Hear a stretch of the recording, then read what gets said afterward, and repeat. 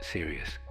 My coworker came back from vacation acting different, and now I think it's spreading to everyone. Am I losing my mind? This is going to sound ridiculous, but I need to get this out somewhere. I work at Meridian Insurance processing claims. It's one of those grey office jobs with cubicles and fluorescent lights. Been there 8 years. Same desk, same people, same routines every single day.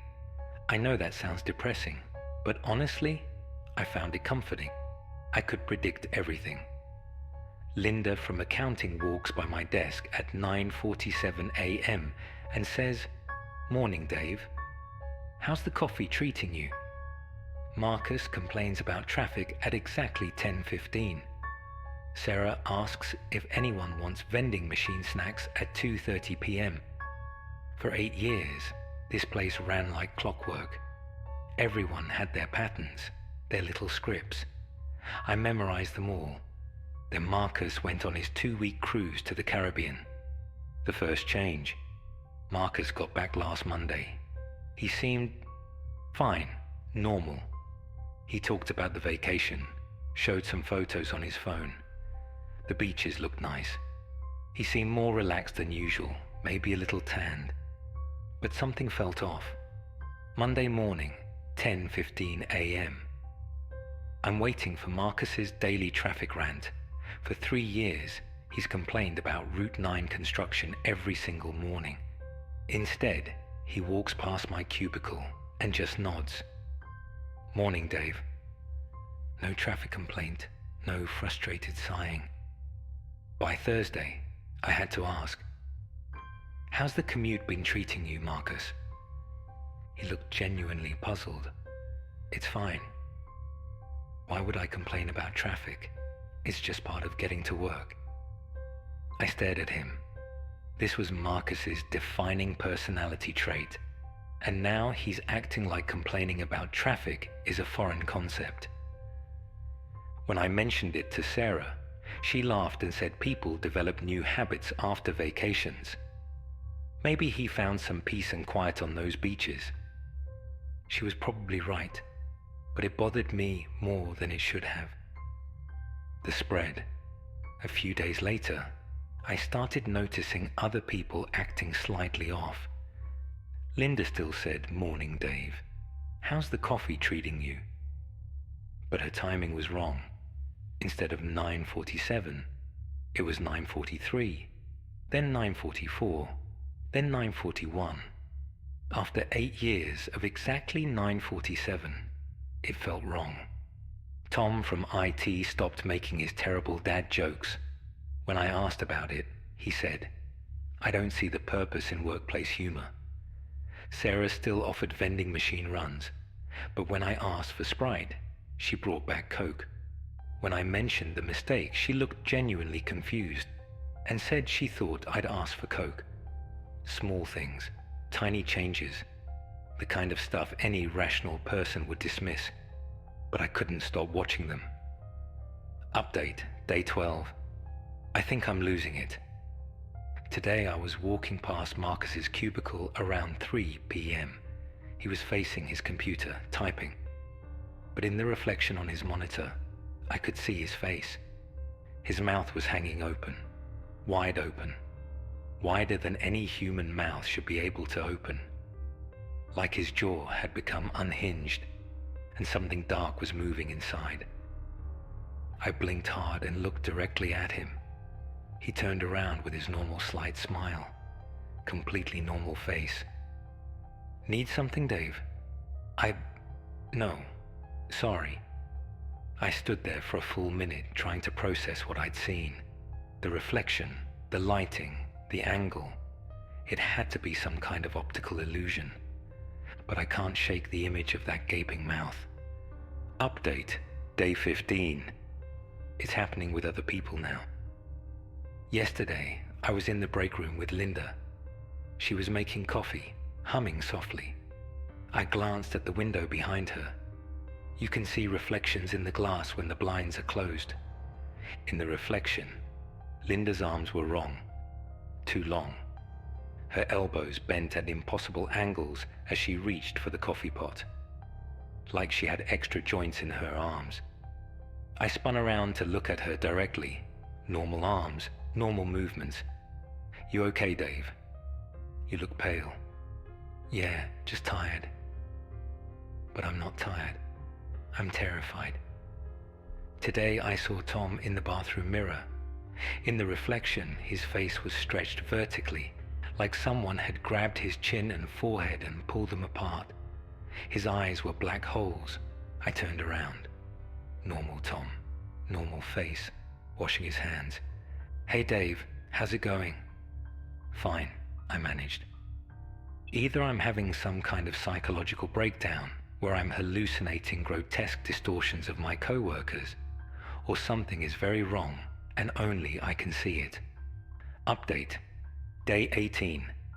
I asked for a mental health day. Told Peterson I needed to see a doctor.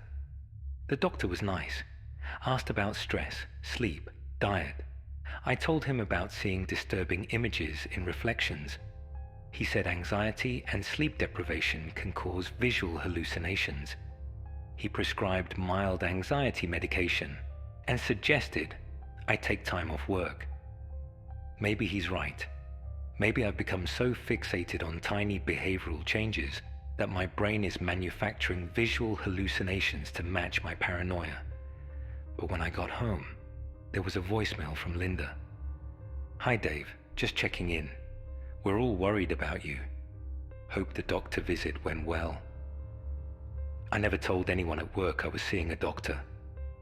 Update. Day 22. I went back to work today. Tried to act normal and avoid looking at any reflective surfaces. During the morning meeting, I kept my eyes fixed on Peterson while he talked about quarterly numbers. But Sarah was sitting across from me, and I could see her reflection in the conference room window. Her neck was twisted around backwards. Her head was facing me while her body faced away. She was smiling that normal Sarah smile, but her head was completely reversed. I forced myself not to look directly at her, just nodded along with the meeting discussion. After the meeting, Sarah came up to me. "Dave, you seem stressed. Everything okay?" Her head was facing the right direction. Normal neck, normal posture. "I'm fine." "You sure?" Marcus mentioned, "You've been having some anxiety issues." I never told Marcus about anxiety issues. "What exactly did Marcus tell you?" "Just that you seemed worried about work stuff. We're all here if you need to talk." Update. Day 25, 2:33 a.m. I can't sleep. I keep thinking about what I saw today. I was working late, alone except for a few people scattered around the office. I went to the bathroom and caught my reflection in the mirror above the sink. Standing behind me in the reflection was Marcus, but not normal Marcus. His limbs were too long, stretched like taffy. His fingers extended down past his knees. His face was pulled upward, features distorted, eyes just black sockets. I spun around. Nobody there. Looked back at the mirror. Just me. But I know what I saw. And if Marcus was standing behind me in the reflection, that means he was actually in the bathroom with me. Invisible to direct sight, but visible in mirrors. Either I'm having complex visual hallucinations involving multiple people and impossible physics, or something has happened to my coworkers and I'm the only one who can see their true forms in reflections. Update. Day 27.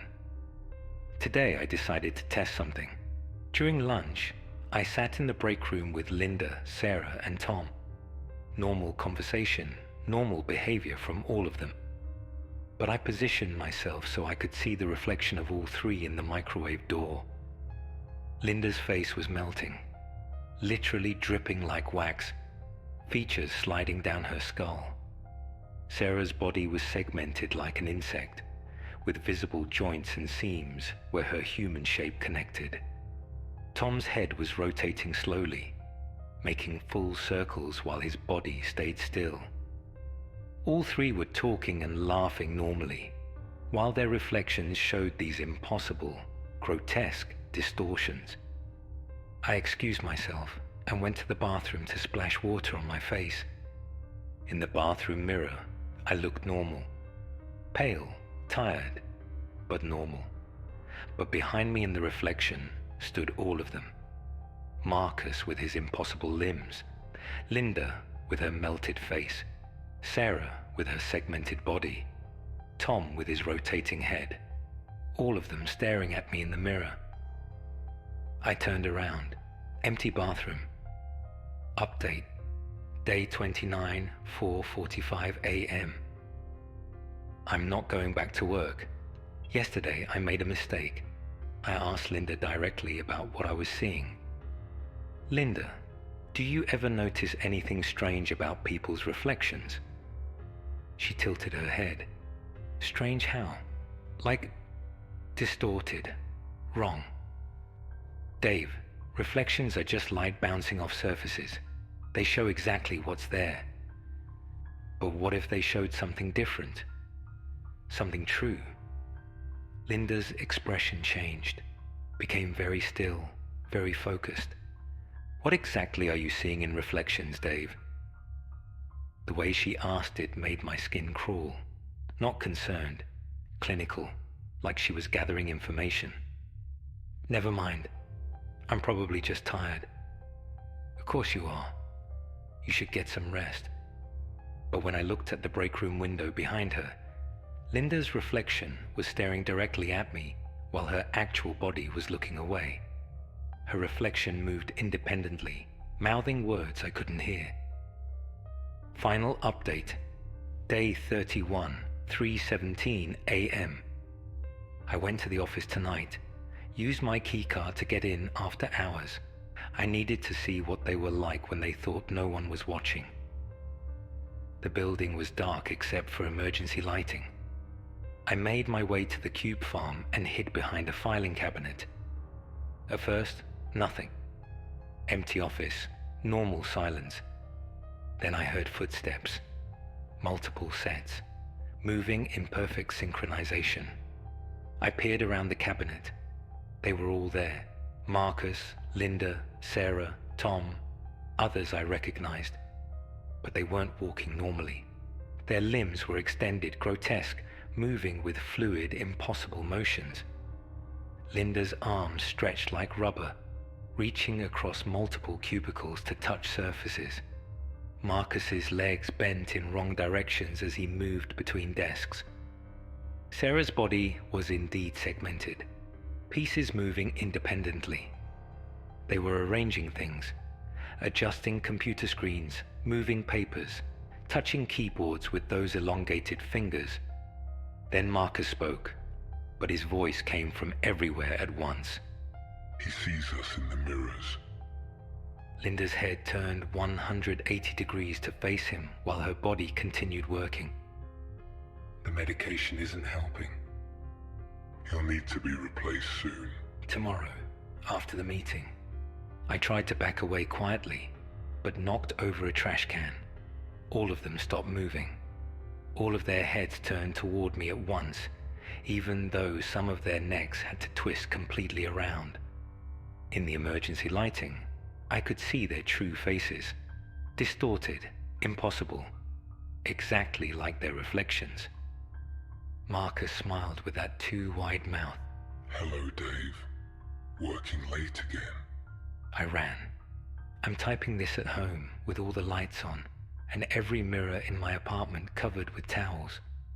Either I've had a complete psychotic break and I'm hallucinating elaborate scenarios involving my coworkers being replaced by monsters, or something has happened to everyone at my office and I'm the only one left who can see what they really are. Tomorrow, they're planning to replace me too. I don't know if I should check myself into a psychiatric hospital or run as far away as possible. The worst part? I can't tell which option would actually save me.